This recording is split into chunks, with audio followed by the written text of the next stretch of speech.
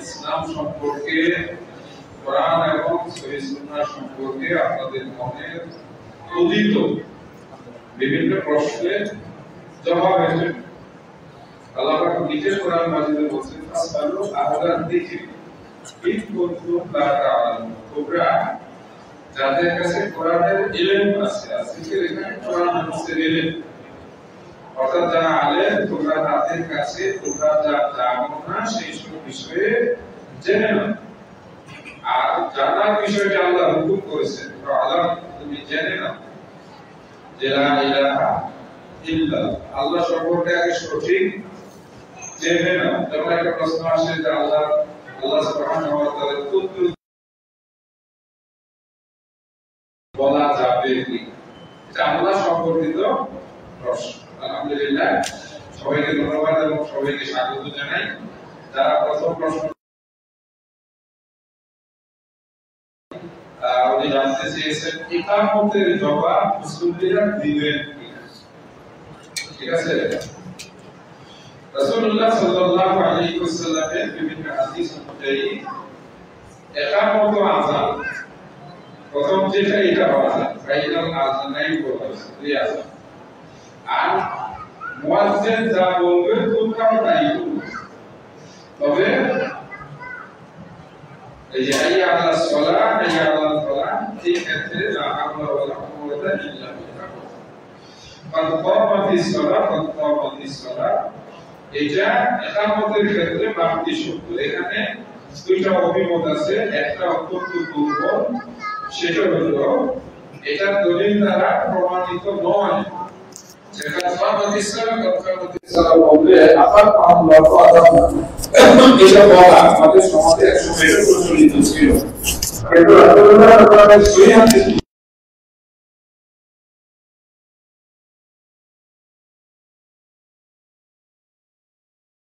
যারা শুনবেন তারা বিষয়গুলো যখন তাকবীর দেওয়া হয় যে কোনো জায়গায়, তখন তোমরাও সেই তাকবীর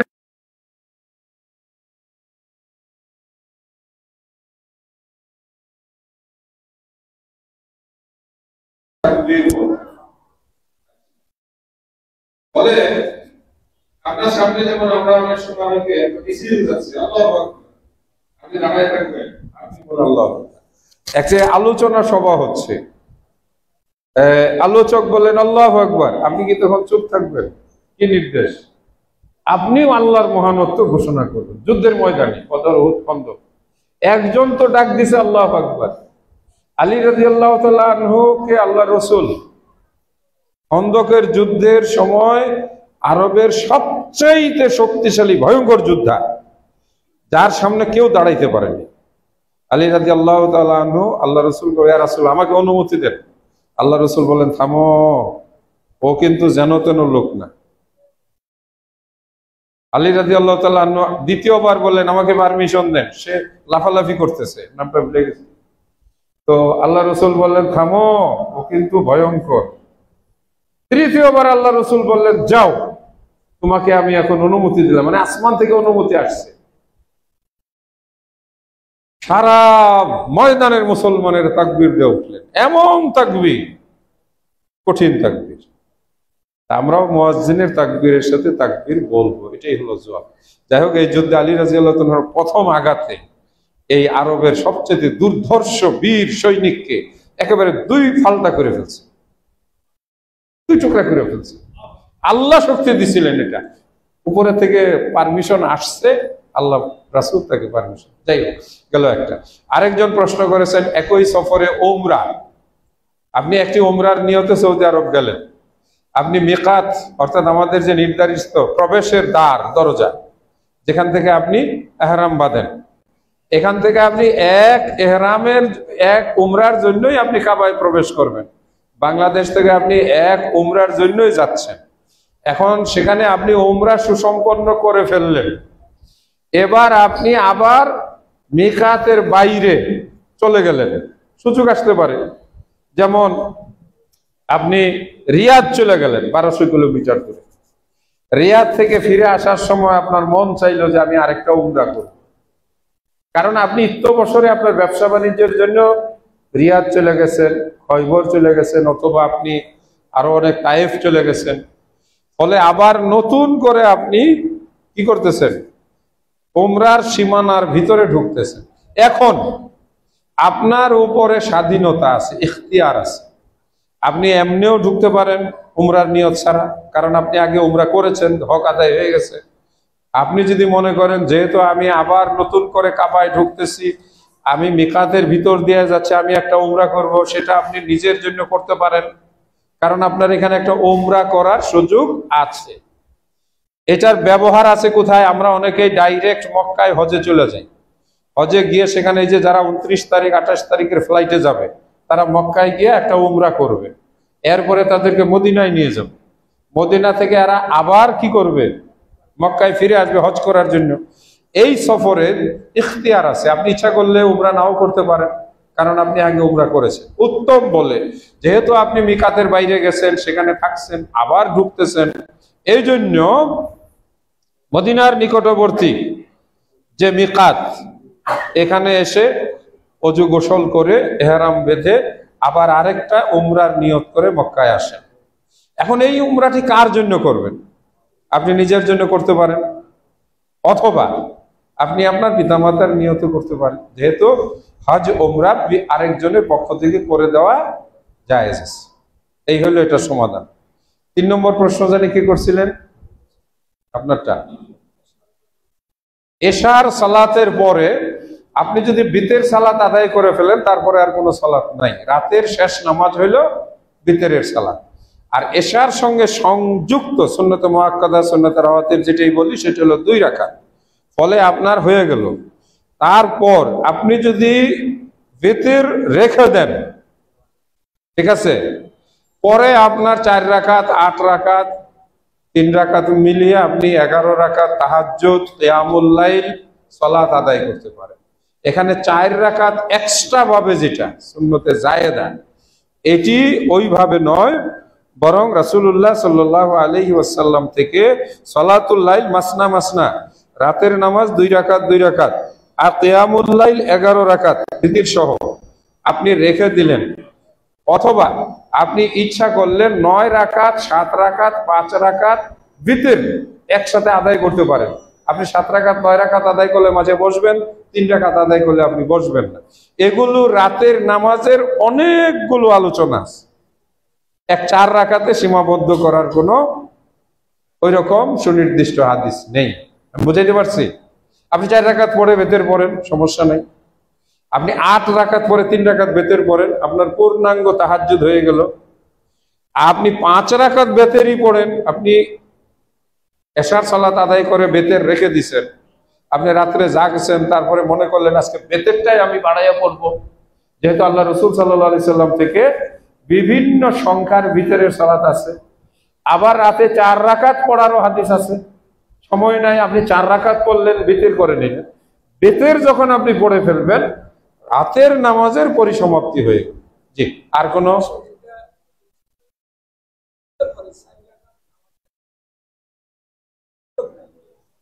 বৈঠক নাই? না, এই মর্মে আমার কাছে জোহরের নামাজ, জোহরের নামাজের আগে 4 রাকাত, 4 রাকাত আমি তো বলে আসছি, আপনি 4 রাকাত পড়তে পারবেন, সেটা নফল হিসাবে। বেতের রেখে দিতে হবে। আগে আপনাকে 2 রাকাত পড়তে হবে, যেটা সুনির্দিষ্ট 12 রাকাতের 2 রাকাত। এই 2 রাকাতের, এখন আমাদের দেশে, আমাদের হানাফি সমাজে বসে বসে নামাজ পড়ে 4 রাকাত, এবং বলা হয় যে রাসূল সাল্লাল্লাহু আলাইহি সাল্লাম অসুস্থ অবস্থায় বসে বসে পড়ছে। এগুলোর সহি দলিল, সহি সনদে কোনো প্রমাণ পাওয়া যায় না।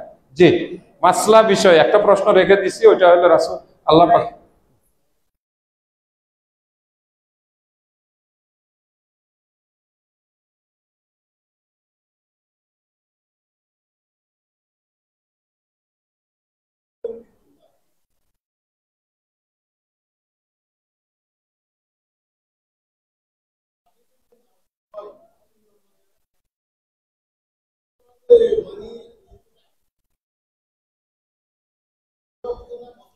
প্রশ্ন বলেন, প্রশ্ন।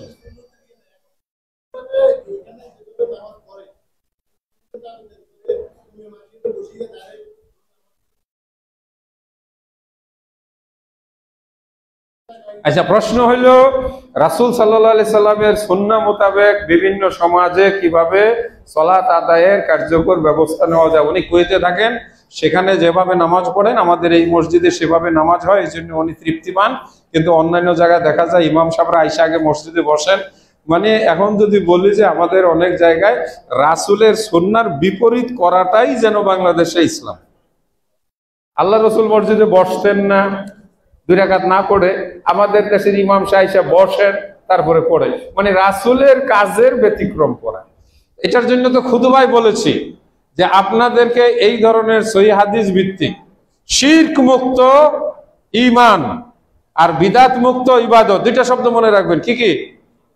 শিরক মুক্ত ঈমান আর বিদআত মুক্ত ইবাদত, এই দুইটাই হলো আমাদের কাজের ক্ষেত্র, যুদ্ধের ময়দান। এই দুইটাকে প্রতিষ্ঠিত করার জন্য আপনার সমাজের মানুষকে বুঝাইতে হবে।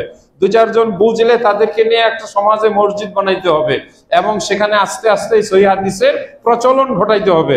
প্রথম দিকে আপনারা অনেক বাধার সম্মুখীন হবেন, আপনাদেরকে বিভিন্ন নামে বলবে, আপনারা শিয়া হয়ে গেছেন, আপনারা লামাযহাবী, আপনারা ওয়াহাবী, আপনারা ইত্যাদি ইত্যাদি। কিন্তু এতে বুঝবেন যে আপনারা সঠিকের উপরে আছেন, আলহামদুলিল্লাহ।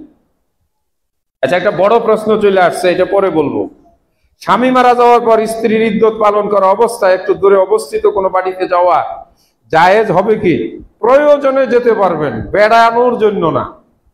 কারণ তাকে ইদ্যত পালনকারী সময়ে তাকে তার নির্দিষ্ট স্থানে অবস্থান করতে হবে, প্রয়োজন যেটা, এই ধরনের প্রয়োজনে। কিন্তু দেখা গেল যে শখের বশে করতে হয়, বেড়াইতে গেলে তার উপরে যে রেস্ট্রিকশন এটা থাকবে না। এই আচ্ছা, ব্যবসায় কতটুকু লাভ করা যাবে? যতটুকু জুলুমের পর্যায়ে না পৌঁছে। কারণ আপনার একটা বিবেক আছে। যেমন আমরা এই যে বর্তমানে একজন ম্যাজিস্ট্রেট আছে ভোক্তা অধিকারের, আব্দুল জব্বার সাহেব, দেখি যে 300 টাকার জুতার মধ্যে 3500 টাকা লেখা রাখছে। একটা 700 টাকার পাঞ্জাবির উপরে 42,000 টাকা লেখা রাখছে। একটা মানুষ বলবে কোন? এগুলো জুলুম এবং ঠকানো। কারণ আমরা কাপড়ের দাম জানি না। আপনি 10%, আপনি 20% লাভ করতে পারেন, যেটা ব্যবসায়িক বৈশিষ্ট্য। ফলে ততটুকু লাভ করা যাবে যতটুকুর মাধ্যমে ক্রেতার উপরে জুলুম করা না। এই যাকাতের ফরজ যখন হয় তখনকার প্রেক্ষাপটে 7.5 ভরি স্বর্ণ 52 তোলা রৌপ্য বিক্রয়ের মূল্য সমান ছিল। এখন আমরা এখানে যেটা বলি, 2টা দিক। একটা হলো রূপার মূল্য হিসাবে লাখ টাকার নিচে হইলেই জাকাত। কারণ 52 তোলা রূপা 1,500 টাকা তোলা হইলে 52,000 আর 1,500 কত? 75,500 টাকা। এটা গরিবদের, যেহেতু আল্লাহ পাক যাদের জন্য জাকাত নির্ধারণ করেছেন তারা হইল গরিব। ইন্নামা সাদকাতু লিল ফুকারা ওয়াল মাসাকিন, ফকির মিসকিন। ফলে কম সংখ্যাটাকে আলেম ওলামারা পছন্দ করেন। আর সঠিক যেটা, এটা হইলো সঠিক এবং এটা চূড়ান্ত। সেটা কি? বাংলাদেশের যে কাগজের টাকা ছাপানো হয়, এই টাকাটা ছাপানো হয় কিসের বিনিময়ে? বাংলাদেশ ব্যাংকে একটা সমান সংখ্যক স্বর্ণ রিজার্ভ রাখতে হয়। 1 কেজি স্বর্ণের বিনিময়ে সরকার সেখান থেকে ধরেন 10 কোটি টাকা ছাপাবে, তাহলে 1 টন স্বর্ণের মূল্যমান হচ্ছে 10 কোটি টাকা। ওটা হলো মূল। এই যে কাগজটা বাজারে চলছে, এর দাম, কাগজ তো কাগজই, কিন্তু তারপরে আমরা 100 টাকায় জিনিস পাই কেমনে? কারণ এই কাগজটার জন্য সরকার রিজার্ভ ব্যাংকে স্বর্ণ কি করেছে? রিজার্ভ রেখেছে। এই জন্য যদি 1 টন স্বর্ণের বিনিময়ে 10 কোটির জায়গায় 100 কোটি টাকা ছাপায়, আমাদের টাকার মান কমে যাবে, অন্য দেশের চাইতে টাকার মান কমে যাবে। আর যদি দেখা গেল 1 টন স্বর্ণের বিনিময়ে 10 কোটি না ছাপাই 1 কোটি টাকা ছাপাইলো, আমাদের বাংলাদেশের টাকা সৌদি আরবের টাকার মতো দামি হয়ে যাবে। তাহলে কাগজের দাম বাড়তেছে কমতেছে কিসের উপর? স্বর্ণের উপর। আমাদের টাকাটাই হইলো স্বর্ণ। ফলে জাকাতের জন্য স্বর্ণের হিসাবটাই হচ্ছে চূড়ান্ত। তবে স্বর্ণের হিসাবে যদি করি 7.5 ভরি বর্তমানে 7.5 লাখ, সাথে আরো 30 করে ধরলে, অর্থাৎ একজন মানুষ যখন প্রায় 9 লাখ টাকার মালিক হবে তখন সে জাকাতের হিসাবে পৌঁছবে। এটা একটা বড় অ্যামাউন্ট। সেজন্য আমাদের দেশের আলেমগণ একটু গরিবদের প্রতি সহানুভূতিশীল হয়ে ওই 52 তোলার হিসাব করেন। যে যেটা করেন করতে পারেন, আলহামদুলিল্লাহ, যেহেতু দুইটারই অপশন আছে। আল্লাহ রসুলের জামানায় প্রায় কাছাকাছি ছিল, আল্লাহ রসুলের জামানায় কাছাকাছি ছিল। সেগুলো স্বর্ণ মুদ্রা চলতো, রৌপ্য মুদ্রা চলতো, ঠিক আছে। রৌপ্য এবং স্বর্ণের এত ডিফারেন্স ছিল। যাই হোক, 2 ও 4 রাকাত নামাজের শেষ বৈঠকে কিভাবে বসবো, এখানে অধিকাংশ ওলামা মাশায়েখদের যে রায় 4 রাকাত নামাজের শেষ বৈঠকে, এখানে কোনো মতভেদ নাই। আপনার বাম পা খাড়া থাকবে, আঙ্গুল বাঁকা থাকবে, ডান পা, আর বাম পা বেরিয়ে যাবে অর্ধেকটা, হ্যাঁ, শেষ বৈঠকে। আর 2 রাকাত সালাত যদি তারপরে কন্টিনিউ সালাত থাকে, যেমন তারাবির সালাত আপনি 2 রাকাত করে পড়তেছেন, এরপরে আরো সালাত রয়ে গেছে, তাহলে এখানে আলেমদের একটা অভিমত আছে এরকম যে এখানে ওই পা বের করে না দিয়ে সে পায়ের উপরে রান রেখে বসবে, কেননা সে সালাম ফিরানোর পরে এখানে বেশি সময় নেবে না, আবার দাঁড়ায় উঠবে পরবর্তী 2 রাকাত সালাতের জন্য। আর যদি এই 2 রাকাত তার একেবারে শেষ বৈঠক হয়, যেমন ফজরের ফরজ সালাত, এরপরে আর কোনো সালাত নাই, তাহলে এখানে ইমাম দীর্ঘ সময়ের জন্য ধীরে সুস্থে, এটাকে ইস্তেরা আরামের সাথে পড়ার জন্য সে তার পা বের করে দিয়ে বসে। এই আমরা রুকুতে যাওয়ার আগে পরে রাফল ইয়াদাইন করি বুখারীর হাদিস অনুযায়ী, সেজদায় যাওয়ার আগে পরে কেন করি না? খুব সহজ উত্তর, রুকুতে যাওয়ার আগে পরে রাসূলুল্লাহ সাল্লাল্লাহু আলাইহি সাল্লাম রাফল ইয়াদাইন করেছেন, তাই আমরা করি। সাজদার আগে আল্লাহ রাসূল সাল্লাল্লাহু আলাইহি সাল্লাম রাফল ইয়াদাইন করেন নাই, তাই আমরা করি না। এখানে আর কোনো যুক্তি নেই। আর কোনো যুক্তি দিতে গেলে শয়তানের ওয়াসওয়াসায় পড়তে হবে। কিছু সংখ্যক ব্যক্তি আল্লাহ রসুলের জামানায় যারা দূরের কম শুনে, তারা নামাজের সাজদার মধ্যে হাত উঠাই ফেলতো, কমন ভাবে মনে করতো সব জায়গায় হাত উঠানো, ফলে তাদের নিষেধ করা হয়েছে যে তোমরা সাজদায় এভাবে হাত উঠাবে না, এটা রাসূলুল্লাহর আমল নয়। সাজদাতে কয় সেজদা দিয়েছি ভুলে গেলে করণীয় কি? আপনাকে কমের সিদ্ধান্ত নিতে হবে। কোনটা বললাম? রাকাতের ক্ষেত্রেও আপনাকে কমের সিদ্ধান্ত নিতে হবে। কয় রাকাত পড়লাম? 4 রাকাত পড়ে ফেলছি, কিন্তু মনে হচ্ছে যে 3 রাকাত পড়লাম কিনা, তাহলে আপনাকে কি সিদ্ধান্ত নিতে হবে? আপনি 3 রাকাত পড়েছেন এবং আরেক রাকাত পড়ে নেবেন। আর যদি আপনি মনে করেন যে আমি 4 রাকাত পড়ছি, এইভাবে সালাম ফিরিয়ে দেন, বাড়িতে চলে যান, আপনি খালি মনে 3 রাকাতই বললাম কিনা তা না, আপনাকে নিশ্চিন্ত হতে হবে। আপনি যখন 3 রাকাতের সিদ্ধান্ত নিবেন, আরেক রাকাত পড়ে ফেললেন, কিন্তু হয়ে গেল কয় রাকাত? 5 রাকাত। আল্লাহ রসুল বলেন এই 2 রাকাত তোমার জন্য সুন্নাহ হয়ে যাবে, অতিরিক্ত। আর যদি আপনি 4 রাকাতই হয়, 2 রাকাত সাজদা দিলে, এই 2 সাজদা আপনাকে শয়তান ওয়াসওয়াসা দেওয়ার জন্য, এইটা শয়তানের জন্য একটা অপমানকর বিষয় হবে। এই তাহলে এখানে আমরা কি পাইলাম? সিদ্ধান্তটা হবে কি? কমের। সেজদা কয়টা দিলাম? 2টা দিলাম না 1টা দিলাম? তাহলে আপনাকে সিদ্ধান্ত নিতে হবে একটা দিছি, বাড়তিটা ওই যে আপনাকে শয়তান ওয়াসওয়াসা দেওয়ার জন্য তার উপরে কঙ্কন নিক্ষেপ হবে, মানে তাকে লাঞ্ছিত করা হবে। নামাজ পড়ার সময় নামাজের ভিতরে বিভিন্ন জিনিস, ব্যক্তি জীবনের জিনিস মনে পড়ে, এমন অবস্থায় কি করণীয়, কিভাবে নামাজের ভিতর মনকে স্থির করা যায়? এটা হবে, যেহেতু আমরা মানুষ, এটাকে হাওয়া বলা হয়, হ্যাঁ, আমাদের প্রবৃত্তি, আর শয়তান আমাদের রগের ভিতর দিয়ে প্রবেশ করে। ফলে যদি খুব মাত্রাটা বেশি হয়ে যায়, তাহলে আপনি সালাত অবস্থায় আউযুবিল্লাহি মিনাশ শাইতানির রাজিম, আপনি বাম স্তনের উপরে থুতু দিবেন। এটা আল্লাহ রাসূল সাল্লাল্লাহু আলাইহি ওয়াসাল্লাম থেকে হাদিস এসেছে, এবং নিজের মনকে সালাতে ফিরিয়ে আসবেন। এটা রাসূলুল্লাহ সাল্লাল্লাহু আলাইহি সাল্লামের সাহাবাদের জীবনে ঘটতো। তারাও আল্লাহ রসুলের কাছে এই প্রশ্ন করেছেন, ইয়া রাসূলুল্লাহ, আমরা তো মাঝে মাঝে সালাত থেকে বেরিয়ে যাই, তখন এটার উপদেশ হলো যে শয়তানকে বিতাড়িত করা। শয়তান নামাজের মধ্যেই সবচাইতে বেশি মানুষের উপরে ভর করে, এই জন্য দুই পায়ের মাঝখানে ফাঁকা রাখা যায় না, ওখানে এসে শয়তান দাঁড়িয়ে দুইজনকে ওয়াসওয়াসা দেয়।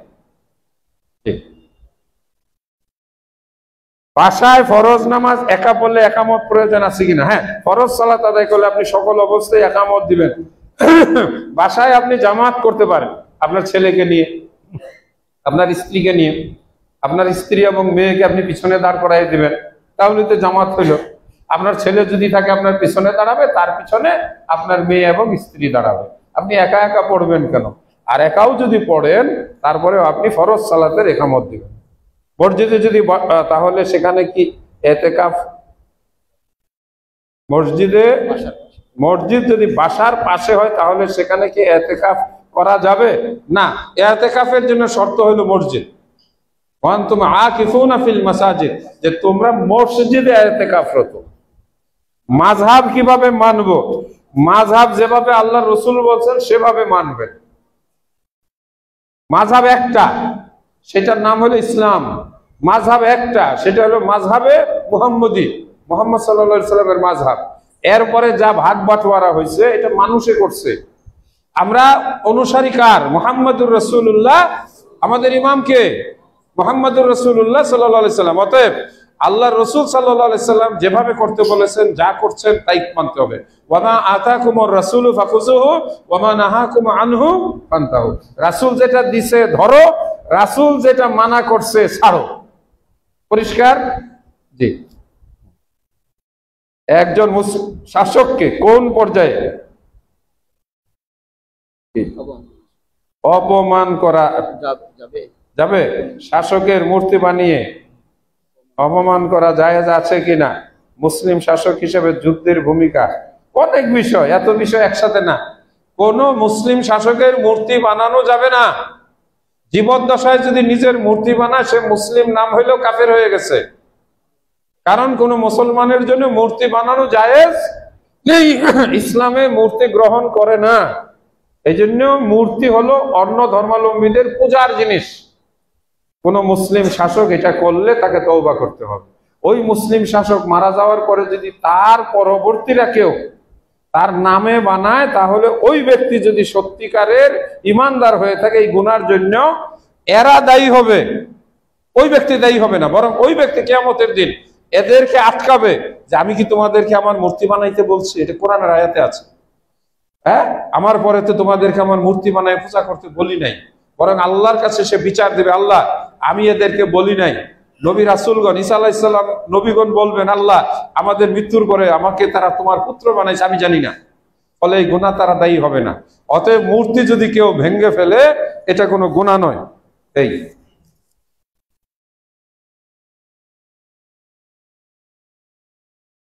হ্যাঁ, ইতিকাফ সুন্নতে মুআক্কাদা। মুআক্কাদা শব্দটাকে বুঝতে হবে। মুআক্কাদা আরো সহজ শব্দ হলো তাকিদ। তাকিদ দেওয়া। তাকিদ মানে কি? আমরা বাংলা বলি তাগাদা, আরো বলে এটা তাগাদা দিও। তাগাদা মানে কি? আরবি শব্দ, গুরুত্ব দেওয়া, গুরুত্বপূর্ণ। সুন্নতে মুআক্কাদা অর্থ হলো গুরুত্বপূর্ণ সুন্নত।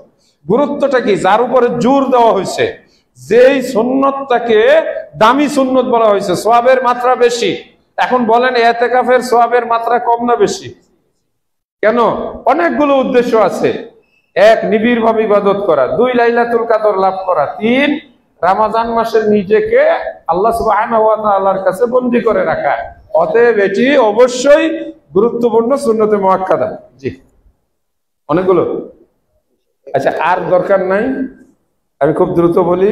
ভারতীয় মুসলমানদের উপর মোদী সরকার বিভিন্ন ইস্যুতে অত্যাচার করছে। না, এই বিষয়ে কিছু বলার না, এটা প্রশ্ন হয় নাই। একজন অমুসলিম শাসকের এটাই তো বৈশিষ্ট্য, মুসলমানদেরকে দমন পীড়ন করা। দান সদকার নিয়ত করে পরিশোধে অক্ষম করতে না পারলে কি গুনাহ হবে? হ্যাঁ, আপনি ভালো কাজের নিয়ত করলে 1 সওয়াব, এটা হাদিসে আছে। আপনি যদি সেটা পালন করতে পারেন 10 সওয়াব। আপনি যদি পালন না করতে পারেন, উজর খাহি করেন যে ভাই আমি বলছিলাম কিন্তু এখন আমার একটু সমস্যা, দিতে পারতেছি না, এই জন্য আপনার গুনাহ হবে না। কিন্তু তখন গুনাহ হবে যে আপনি এক জায়গায় নিজের নামের জন্য, না আমি 10 লাখ দিব, দিল সবাই মারহাবা, খুব নাম হইল, পরে আপনি দিলেন না, এটা এক ধরনের কি প্রতারণা, খাদা। তো ইসলামে প্রতারণা করার সুযোগ নাই। প্রতারণা করা কার স্বভাব? মুনাফিকের। এই জিনদের সাথে বিয়ে করা যাবে কিনা? জিনরা আলাদা সৃষ্টি, মানুষ আলাদা সৃষ্টি, সুতরাং এদের ভিতরে সেক্সুয়াল লাইফ সম্ভব না। এই জন্য জিনের সাথে আল্লাহ রাসূল সাল্লাল্লাহু আলাইহি সাল্লাম বা সাহাবাদের কারো বিয়ে শাদী হয়েছে মর্মে আমাদের কাছে প্রমাণ নাই। এবং আপনি জিনকে পাবেন কোথায়? তাকে যে বিয়ে করবেন সে আপনাকে করবে, এই চিন্তা বাদ দিয়া একজন দেশি মেয়ে বিয়ে করেন। আমাদের দেশে বহু বালেগা মেয়ে বিবাহ বাইরে আছে। হজ উমরা করা বেশি জরুরি নাকি কেউ বিপদে আছে তাকে সহযোগিতা করা বেশি জরুরি? দুই জিনিস। নামাজ পড়াও ফরজ, যেমন হজ করা ফরজ। এই ফরজ আদায় করতে হবে, আবার বিপদগ্রস্ত মানুষকে সাহায্য করতে হবে। অনেকে মানবিক কথা বলে, এগুলো ভণ্ডামি। বলে যে 5 লাখ টাকা খরচ করে হজ করব, তার চাইতে আমি গরিব মানুষকে সাহায্য করি। ভণ্ডামি। এ সাহায্যকারী না, যে হজ করে সেই সাহায্য করে। ঠিক আছে, এগুলো এক ধরনের ভণ্ডামি কথা। আচ্ছা, খুতবা দেওয়ার জন্য কতটুকু বয়স প্রয়োজন? দলিল সহকারে বলে বাধিত করবেন। ইমাম হওয়ার জন্য যতটুকু বয়স দরকার, তবে এটার জন্য বালেগ হতে হবে, প্রাপ্তবয়স্ক হতে হবে। প্রাপ্তবয়স্ক না হলে তার উপরে শরীয়তের বিধান কার্যকর নয়। ঠিক আছে, ইমামতি যে করবে তারও সেরকম হতে হবে। কসর কতদিন পর্যন্ত করা যাবে? যাই করে যাচ্ছি, যাওয়া হচ্ছে না, 19 দিন পর্যন্ত। সাধারণভাবে হলে সর্বোচ্চ 3 দিন। ঠিক আছে, তারপরে আপনি মুকিম হয়ে যাবেন। ভারতের মুসলমান ভাই বোনদের উপর যে অত্যাচার নির্যাতন হচ্ছে, এ ব্যাপারে আমাদের করণীয় কি? এই মুহূর্তে আমরা তাদের জন্য দোয়া করতে পারি আল্লাহ সুবহানাহু ওয়া তাআলার নিকট, এবং তাদের সঙ্গে কথাবার্তা বলে তাদেরকে সবর এবং তাদেরকে আত্মশক্তি অর্জন করার পরামর্শ দিতে পারি। কসর সালাত জুমার দিন কি? জুমার দিনের কসর সালাত বলতে জুমার পরে আসরের সালাত জমা করা যাবে কিনা? মুসাফির যদি হয়, জুমার নামাজের সাথে আসরের নামাজ, জুমার নামাজের পরে আসরের নামাজ জমা করে পড়তে পারবে যদি সে মুসাফির হয়, এবং 2 রাকাত পড়তে পারবে। আমিও আজকে নিজে 2 রাকাত পড়েছি, কারণ আমি একটু পরে বাসে উঠবো, তখন আমার আসরের নামাজ পড়ার সুযোগ নাও ঘটতে পারে। ইমাম আহমদ ইবনে হাম্বল বলেছেন, একজন আহলুল বেদাতের সঙ্গে বসা, বন্ধুত্ব করা মানা করেছেন। এর ব্যাখ্যা কি? ব্যাখ্যা পরিষ্কার, বেদাতির সঙ্গে চলাফেরা করবেন না। বিড়ি খাওয়ার সঙ্গে চলাফেরা করলে আপনি বিড়ি খাওয়ার অভ্যাস হতে পারে, আপনার শরীরে বিড়ির গন্ধ আসতে পারে। বেদাতির সঙ্গে চলতে চলতে আপনি নিজে বেদাতি হয়ে যেতে পারেন। এই জন্য বেদাতির সঙ্গে ইমাম আহমদ বিন হাম্বল, সৎসঙ্গে স্বর্গবাস, অসৎসঙ্গে সর্বনাশ। ফলে বেদাতি থেকে দূরে থাকা ভালো। সালাতে দাঁড়ানোর ক্ষেত্রে অনেক ভাইকে দেখা যায় পা ফাঁক করে দাঁড়ায়। সালাতে দাঁড়ানোর সময় কতটুকু পা ফাঁক করে দাঁড়াতে হবে? আপনার শরীরের গঠনের পরিধি যতটুক ততটুক, এটাই হলো সুন্নাহ। আপনি বেশি করে ফাঁক করে দাঁড়াবেন না, আবার চাপেও দাঁড়াবেন না।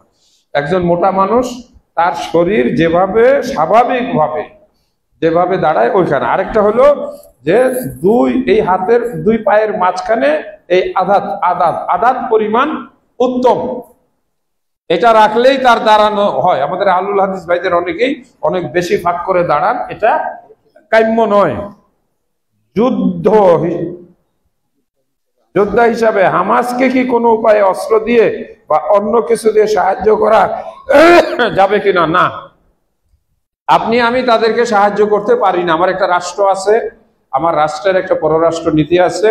আমার সরকার, যেহেতু হামাস একটি সুসংবদ্ধ রাজনৈতিক যোদ্ধা দল, তাদেরকে সাহায্য করার জন্য অবশ্যই আমাদের সরকারের পররাষ্ট্র নীতিমালা অনুসরণ করে করতে হবে, তা না হলে সমাজে বিশৃঙ্খলা তৈরি হবে। আমি গিয়ে তাদেরকে অস্ত্র দিব, আপনি অস্ত্র পাইবেন কোথায়? অস্ত্র আপনার কেনার রাখার কোনো অনুমোদন আছে? হ্যাঁ, আপনি যে অস্ত্র দিতে চান না, আপনার কাছে তো অস্ত্র রাখার পারমিশন নেই, আপনি এই অবৈধ কাজ করতে যাবেন কেন? হ্যাঁ, হামাসের গতিতে চলুক, আমরা আমাদের গতিতে চলবো। এগুলো অনেক কিছু বুঝার, জানার, দেখার বিষয় আছে। আচ্ছা, জোহর ও আসর সালাতে তৃতীয় চতুর্থ রাকাতে সূরা ফাতিহা পড়ার হুকুম। ইমাম ও মুক্তাদির সকল অবস্থায় সূরা ফাতিহা পড়তে হবে। ইন জেনারেল কমন কথা। ফরজ, ওয়াজিব, নফল, মুস্তাহাব, ঈদের নামাজ, তারাবির নামাজ, বেতের নামাজ, এমন কি জানাজার নামাজ, কোন নামাজ সূরা ফাতিহা না পড়লে হবে না, হবে না, হবে না। এটা রাসূলুল্লাহ সাল্লাল্লাহু আলাইহি ওয়াসাল্লামের হাদিস। বাস আপনি সূরা ফাতিহা পড়ে দাঁড়ায় থাকবেন, বাকিটা ইমামে পড়ুন। এই হলো মাসালা। আপনি 4 রাকাতে জোহরের নামাজে 4 রাকাতেই সূরা ফাতিহা পড়বেন। সূরা ফাতিহা পড়ে বাকিটা আপনি দাঁড়ায় থাকবেন। আপনার কেরাত ইমাম পড়বে, কিন্তু সূরা ফাতিহা আপনারটা আপনাকে পড়তে হবে।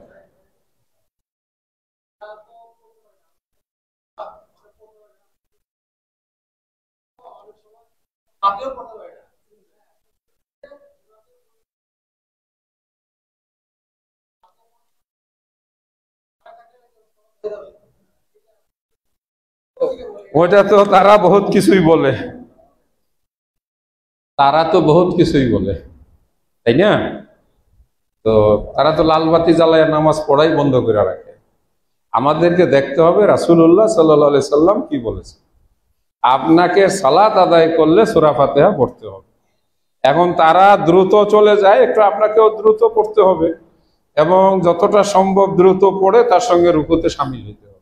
যদি দেখেন যে না, আপনি পড়তেই পারেন না, সেই ইমামের পিছনে আপনি নামাজ পড়বেন কেন? আপনি বাদ দেন সেই ইমাম, আপনি ওই মসজিদ বাদ দেন, ওই মসজিদ রেখে চলে আসেন, নয় আপনি একা পড়েন। যে ইমামের পিছনে আমি সূরা ফাতিহা পড়তে পারি না, সেই ইমামকে আমি ইমাম মানি না। সোজা সবটা কথা। কি আমার বাসার পাশে এক মসজিদ আছে, ইমাম সাহেব বিদআত করে, আমি তার পিছনে নামাজ পড়ি না। এর জবাব আছে আমার কাছে, বিদআতের পিছনে নামাজ হয় না।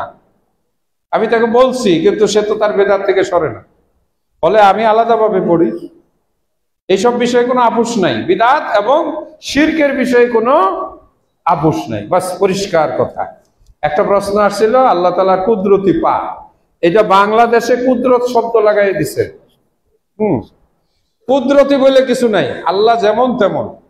আল্লাহর পা আছে কেমন আমরা জানি না, আল্লাহর হাত আছে কেমন জানি না, আল্লাহ আল্লাহর মতো। তবে এগুলো কুদরতি না অরিজিনাল নাকি কাল্পনিক, না আমার কোনো ব্যাখ্যার দরকার নেই। কোরআন মাজিদে হাদিসে পায়ের কথা আছে, আল্লাহ পাক জাহান্নামের মুখে পা দেখে চাপ দিবেন, আল্লাহ হাত দিয়া মানুষ বানাইছেন, ইত্যাদি ইত্যাদি দলিল দ্বারা যা আছে। আমরা ওই যে সিদ্দিক হইল তারাই যারা কোরআনে যা আছে সাথে সাথে বলে আমান্না, বিশ্বাস করলাম। রাসূলের হাদিস যেভাবে আছে বিশ্বাস করলাম। তারা এর মধ্যে কোনো ব্যাখ্যা বিশ্লেষণ করে না। আল্লাহ কোরআনে বলছেন যাদের ভিতরে বক্রতা আছে, আম্মা ফি কুলুবিহিম যায়গ, যাদের ভিতরে বক্রতা আছে এরা ব্যাখ্যা করে, এরকম এরকম না, এই সে। যত ব্যাখ্যা করতে যাবেন আপনি তত বেশি ঝামেলায় পড়বেন। আল্লাহ আমাদেরকে তৌফিক দেন। শিয়া হলো তারাই রাসূলুল্লাহ সাল্লাল্লাহু আলাইহি সাল্লামের মৃত্যুর পর আলী রাদিয়াল্লাহু তাআলা আনহুকে অধিক মাত্রায় গুরুত্ব দিয়ে ওই সময়ে 2টা দলের সৃষ্টি হয়। একটার নাম হয় খারিজি, যারা দুমাতুল জন্দলের একটা বৈঠক ছিল, যেখানে আলী রাদিয়াল্লাহু তাআলা আনহু এবং আমির মুয়াবিয়া রাদিয়াল্লাহু তাআলা আনহুর খেলাফত বিষয়ে একটা মীমাংসার বিষয় ছিল। এই ঘটনাকে কেন্দ্র করে একটা দলের সৃষ্টি হয়, যে দলটার নাম হয় খারিজি। তারা নিজেদেরকে দাবি করে আহলুত তাওহীদ, আহলুল কোরআন, আমরা কোরআনের ফয়সালা মানব। এখানে এক পক্ষে ছিল আমর ইবনুল আস, আরেক পক্ষে ছিল আবু মুসা আল আশআরী। এই দুইজনের ভিতরে একটা চুক্তি ছিল এরকম যে যার কথাটা সবাই মেনে নিবে তিনি হবেন খলিফা। দুর্ভাগ্যক্রমে একটু বুদ্ধি চালাকি করে আলী রাদিয়াল্লাহু তাআলা আনহুর পরিবর্তে মুয়াবিয়ার নাম চলে আসছিল। আর এখান থেকে একটা দল বেরিয়ে যায় যারা বলে যে আমরা এই বিচার মানি না। আলী রাদিয়াল্লাহু তাআলা আনহু বিচার মেনে নিয়েছিলেন, এরা আলী রাদিয়াল্লাহু তাআলা আনহু ইসলাম থেকে খারিজ হয়ে গেছে মর্মে ফতোয়া দেয়। খেলাফত ওনার কাছে থাকার কারণে এদের বিরুদ্ধে আলী রাদিয়াল্লাহু তাআলা আনহু জিহাদ পরিচালনা করেন এবং খারিজীদেরকে হত্যা করেন। এরাই ইসলামের প্রথম উগ্র দল, যারা জঙ্গি। এই জঙ্গি আমাদের দেশে যেটা আসে, এই খারিজীদের পরবর্তী আলী রাদিয়াল্লাহু তাআলা আনহুর ভক্ত অনুরক্ত হয় একটা দলের সৃষ্টি হয়, যেই দলটার নাম হয় শিয়া। এই শিয়াদের বিভ্রান্তি সৃষ্টিকারী ইবনে সাউদা নামে এক ব্যক্তি, যে ছিল জাতে ইহুদি, কালো মায়ের সন্তান, বাবা ছিল না, এই লোকটার নামে মাত্র ইসলাম গ্রহণ করে মুসলমানদের বিরুদ্ধে, মুসলমানদের ভিতরে এসে ফিতনার সৃষ্টি করে। এবং এই ফিতনার পরিপ্রেক্ষিতে দুইটা দলের উদ্ভব হয়। একটা হলো উসমান রাদিয়াল্লাহু তাআলা আনহুর হত্যার প্রতিশোধ গ্রহণকারী দামেস্কে, আরেকটি হয় আলী রাদিয়াল্লাহু তাআলা আনহুর অতিমাত্রায় ভক্তি করে, যারা দাবি করে যে রাসূলুল্লাহ সাল্লাল্লাহু আলাইহি সাল্লামের পরে একমাত্র খিলাফতের হকদার হলো আলী রাদিয়াল্লাহু তাআলা আনহু। আবু বকর এবং উসমান রাদিয়াল্লাহু তাআলা আনহু ষড়যন্ত্র করে দুইজনে, এবং আবু বকর এবং ওমরের সাথে যুক্ত করে উম্মুল মুমিনিন আয়েশা রাদিয়াল্লাহু তাআলা আনহাকে। এরা ষড়যন্ত্র করে আলীকে খেলাফত থেকে বঞ্চিত করে। ফলে আবু বকর, ওমর রাদিয়াল্লাহু তাআলা আনহুমা এবং উম্মুল মুমিনিন আয়েশা রাদিয়াল্লাহু তাআলা আনহা এরা কাফের হয়ে যায় এবং তারা আলীর খেলাফতের সপক্ষে আন্দোলন গড়ে তোলে। এই আন্দোলনটাই কালক্রমে আলী রাদিয়াল্লাহু তাআলা আনহুকে নবী পর্যন্ত, নবী থেকে নিয়ে আলীউন, আলী তো আল্লাহর একটা নাম, উপরে আল্লাহ নিচে আলী, মানে এটাই বাড়াবাড়ির সীমানায়। এমনকি সর্বশেষ তারা বলা শুরু করে যে কোরআন আলী রাদিয়াল্লাহু তাআলা আনহুর কাছে নাজিল হওয়ার কথা ছিল, জিবরাইল চালাকি করে মুহাম্মদ রাসূলুল্লাহ সাল্লাল্লাহু আলাইহি ওয়াসাল্লামের কাছে নিয়ে পৌঁছেছে। এরা আরো বলে আবু বকর এবং ওমর রাদিয়াল্লাহু তাআলা আনহু চালাকি করে কোরআন মাজিদের সূরা বিলায়াত নামে একটা সূরা ছিল, 15 সূরা, 115 সূরা, এইটা ওমর এবং আবু বকর রাদিয়াল্লাহু তাআলা আনহুমা এই সূরাটা কোরআন থেকে মুছে দেয়। এটা শিয়াদের বইয়ে আছে, ওটা আমি পড়েছি, ওটা সাধারণ মানুষের বানানো কয়েকটা কথা, যেটা কোরআনের আয়াতের ধারে কাছেও যাওয়ার যোগ্যতা রাখে। এরা বলে সূরা নিসার সুলাসা ওয়া মুসনা ও রুবা এই আয়াতের পরে প্রায় 9000 আয়াত কোরআন মাজিদ থেকে মুছে দেওয়া হয়েছে। অর্থাৎ কোরআন মাজিদে আছে এখন 1 ভাগ, 2 ভাগ কোরআন এখান থেকে মুছে দিছে। সূরা নিসা বলে অনেক বড় ছিল, এটা অযৌক্তিক। বড় সূরা সূরা বাকারা, তারপরে সূরা আল ইমরান, তারপরে সূরা নিসা, এটা রাসূল সাজায় দিয়ে গেছেন। সূরা নিসাতে যদি আরো 9000 আয়াত হয়, তাহলে সূরা বাকারা 2 নম্বর সূরা হয় কি করে? এরকম আজগবি কথা। তারা 12 ইমাম বিশ্বাস করে। 12 ইমাম কে কে? এই জন্য এটাকে পাক পাঞ্জাতন আমাদের রাসূলকে রাখছে, আলী রাদিয়াল্লাহু তাআলা আনহু, ফাতেমা, হাসান, হুসাইন, এই পাক পাঞ্জাতন বিশ্বাস করতে হবে। আর বাকি সাহাবাদের মধ্যে মাত্র কয়জন? 3 জন না 4 জন? 3 জন তাদের মধ্যে ইমানদার ছিল, বাকি সব সাহাবী কাফের হয়ে গেছে। এগুলো তাদের বিশ্বাস। ওমর এবং আবু বকর রাদিয়াল্লাহু তাআলা আনহুকে তারা খুতবায় বলে ইবলিসুল আবালিস, ইবলিসের বহু বচন আবালিস, মানে ইবলিসের চাইতে বড় ইবলিস, নাউজুবিল্লাহ। এবং তারা সব সময় এই দুইজনকে গালি দেয় এবং আয়েশা রাদিয়াল্লাহু তাআলা আনহাকে তারা দুশ্চরিত্রমান হিসাবে সব সময় তার উপরে লানত করে। তারা ফাতেমা রাদিয়াল্লাহু তাআলা আনহা থেকে হাসান, হুসাইন এবং ইমাম জাফর সাদেক 12 জন ইমামকে তারা নবীদের সমমর্যাদা মনে করে এবং তারা মনে করে এদের সরাসরি আল্লাহর সঙ্গে ডাইরেক্ট সম্পর্ক আছে। এরাই সবকিছু, এদের কথাকেই তারা গ্রহণ করে। এরা বুখারী, মুসলিম, আবু দাউদ, তিরমিজি, নাসাই সহ যত হাদিসের কিতাব, এই হাদিসের কিতাবগুলোকে তারা অস্বীকার করে। তারা আলী রাদিয়াল্লাহু তাআলা আনহুর কিছু বাণী সম্বলিত একটা গ্রন্থ আছে, জানি নামটা, আলী রাদিয়াল্লাহু তাআলা আনহুর যে ছিল মস্তিষ্কের মধ্যে, ওইটাকেই তারা সর্বোচ্চ কোরআনের মর্যাদা প্রদান করে। তারা আকীদাগত দিক থেকে বিভ্রান্ত, তাদের চিন্তাগত দিক থেকে বিভ্রান্ত, কারণ কোরআনের ব্যাপারে তাদের ধারণা ভুল, রাসূল সাল্লাল্লাহু আলাইহি ওয়াসাল্লাম সম্পর্কে তাদের ধারণা মিথ্যা। এবং আলী রাদিয়াল্লাহু তাআলা আনহুকে একটি দল তারা বলে আলী আল্লাহ, আরেকটি দল বলে আলী হলো রাসূল, আরেকটি দল হলো আলী হলো সবচেয়ে বেশি হকদার খেলাফতের। শিয়াদের মধ্যে 12 দল আছে, 12 দলের ভিতরে একটা দল হলো শিয়া ইসমাইলিয়া, এরা হলো সবচেয়ে ভালো দল। এদের দাবি হলো আবু বকর এবং ওমর রাদিয়াল্লাহু তাআলা আনহু জাহান্নামী, সবচেয়ে ভালো যেটা। তাহলে আর কি বলবো? হ্যাঁ, শিয়াদের একটা গ্রন্থ আছে আমার কাছে, আলহামদুলিল্লাহ মাঝে মাঝে আমি পড়ি, দেখি এবং নিজে আশ্চর্য হই যে শিয়াদের যে আকীদা এত জঘন্য, যার কারণে ওদের সবচাইতে বড় শত্রু হলো শিয়া। আরো মজার ব্যাপার, ফিলিস্তিনের ভিতর দিয়ে হামাসের মাধ্যমে এরা ফিলিস্তিনে ঢুকে সৌদি আরবের মক্কা মদিনা দখল করা ষড়যন্ত্র ইরানের, যার কারণে এরা হামাস হলো শিয়া, শিয়া হামাসকে দিয়ে ফিলিস্তিনের গাজা হইল সুন্নি, এখানে পটকা ফুটায়। আর এদিকে নেতানিয়াহুকে বলে এবার চালাও, চালাইয়া মেসমার করে। তার মানে হলো ফিলিস্তিন থেকে সমস্ত সুন্নিদেরকে বিতাড়িত করা এবং গোপন চুক্তি যে সেখানে একটা ইরানি মদতপুষ্ট শিয়া অঞ্চল গড়ে তোলা, যার কারণে ফিলিস্তিনের একজন প্রেসিডেন্ট আছে, ফিলিস্তিনের একটা রাষ্ট্র কাঠামো আছে। গাজা নিয়ে আমরা ঢাকায় যত সোচ্চার, তারা কিন্তু তার চাইতে বেশি ঘুমে কম্বলের নিচে। কই ফিলিস্তিনের প্রেসিডেন্ট আব্বাস সাহেবের বয়ান কই, তার হুঙ্কার কই, কিছু নাই। এদিকে হুতিরা হইল শিয়া, হুতিরা সৌদিতে হামলা, মূল টার্গেট। তারা নিরাপদে হজ করতে পারে না, হজের সময় গিয়ে কাবা ঘরে ভাঙ্গে, ছুরি নিয়ে যায়। একবার গেছিল গিয়া তারা ওই যে হজরে আসওয়াদ ভাঙ্গে, তারা ম্যাপ নিয়ে গিয়া মদিনায় মসজিদে নববীর পাশে বাকি কবরস্থানে ফাতেমা রাদিয়াল্লাহু তাআলা কবর খুঁড়ে ওখান থেকে মাটি নেয়, সেখানে কান্নাকাটি। সৌদি সরকার এগুলো বন্ধ করার কারণে এখন তাদের মূল টার্গেট, এরা অন্যদের উপরে ঘাড়ে ভর করে সৌদিকে কিভাবে কবজায় নিবে, এটাই হলো সুদূর প্রসারী। এবং পারবে না ইনশাআল্লাহ, কারণ সৌদির হেফাজতকারী, কাবার হেফাজতকারী স্বয়ং আল্লাহ।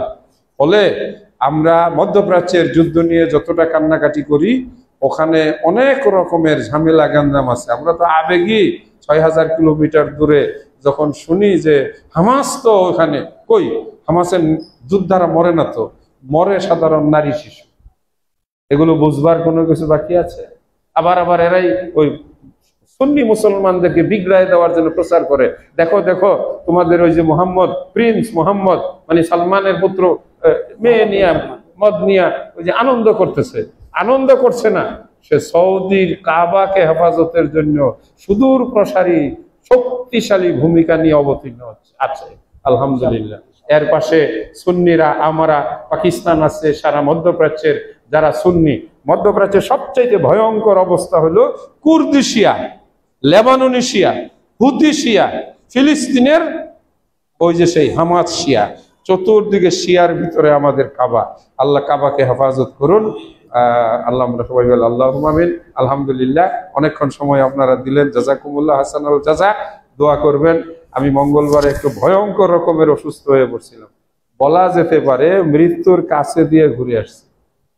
আর 2, 4, 5, 10 সেকেন্ড হলে চলে যেতাম। আমার হার্টে সমস্যা আছে, পেইন হয়েছিল, অ্যাটাকও হয়েছিল, খুবই অসুস্থ ছিলাম। আসবো আমার সাহস ছিল না। গতকালকে বাসে ওঠার সময় মানে আল্লাহরে ডাকতে ডাকতে সাহস করে উঠছি, আল্লাহ নিয়ে আসছেন আলহামদুলিল্লাহ। খুতবার আলোচনা, আপনাদের আলোচনার পরে একটু ভালো লাগতেছে। ইনশাআল্লাহ কালকে গিয়ে ডাক্তারের কাছে আবার শরণাপন্ন হব। গতকাল ডাক্তারের কাছে যাই নাই।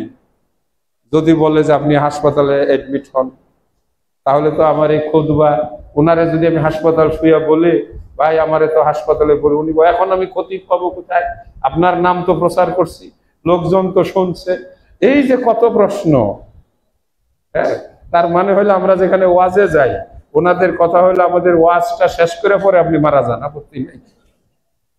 এখন উনি বলবেন যান, গিয়ে হাসপাতালে ভর্তি হয়ে যান।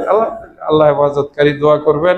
ইনশাআল্লাহ এই মসজিদটা আমি আমার আল্লাহর ঘর, কিন্তু নির্মাণের জন্য আমি এখানে নিজেকে সংযুক্ত করেছি। পুরা রমজান মাসে ঢাকা বংশাল সহ আমি যে মসজিদে খুতবা দেই সবাইকে জানাইছি। আলহামদুলিল্লাহ অনেক দাতারা তৈরি আছেন, তারা আসবেন, সহযোগিতা করবেন। আল্লাহ ভরসা ইনশাআল্লাহ হয়ে যাবে। আর আপনাদের সহযোগিতা, আল্লাহর সহযোগিতা আছে। জি, আসসালামু আলাইকুম ওয়া রাহমাতুল্লাহি ওয়া বারাকাতুহু।